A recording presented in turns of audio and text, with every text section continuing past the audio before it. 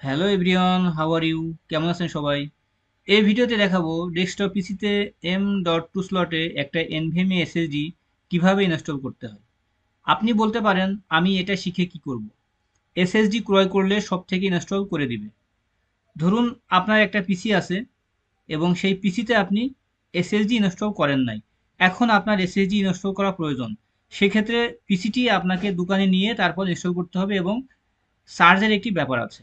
যদি আপনি এই ভিডিওটি ফলো করেন তাহলে আপনি খুব সহজে ইনস্টল করতে পারবেন। আজ আমি কিংস স্প্যাকের 128 জিবি M.2 NVMe এনি সিরিজের এসএসডি ইনস্টল করব। প্রথমে এসএসডিটি আনপ্যাক করতে হবে।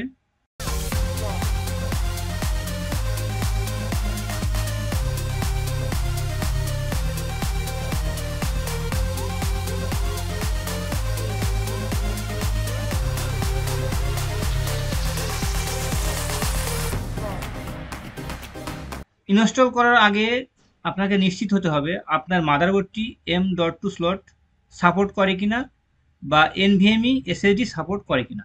আপনি ফিজিক্যালি মাদারবোর্ডে দেখতে পারেন M.2 স্লট আছে কিনা। এসএসডি খুব সতর্কতার সাথে ইনস্টল করতে হবে, তা না হলে এসএসডিটি ভেঙে যেতে পারে। এনভিএমই এসএসডির লক্ষণীয় বিষয় হচ্ছে এক পাশে একটি কাটা অংশ থাকবে এবং অন্য পাশে স্ক্রু লাগানোর একটি পয়েন্ট থাকবে। এসএসডি ইনস্টল করার জন্য একটি স্টার প্রয়োজন হবে। বাম হাতের সাহায্যে মাদারবোর্ডটি ধরে রাখতে হবে। একটি স্টারের সাহায্যে মাদারবোর্ডের M.2 পোর্টে একটি স্ক্রু থাকে, সেই স্ক্রুটি প্রথমে খুলতে হবে।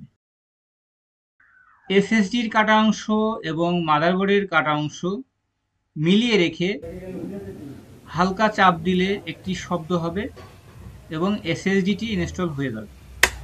এরপরে একটি আঙ্গুলের সাহায্যে ধরে রেখে স্ক্রুটি লাগিয়ে দিতে হবে।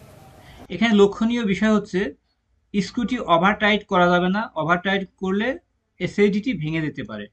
লক্ষ্য রাখতে হবে স্বাভাবিক যেন টাইট থাকে। বন্ধুরা, এই ভিডিও যদি আপনার উপকারে আসে তাহলে অবশ্যই একটি লাইক করে দিবেন।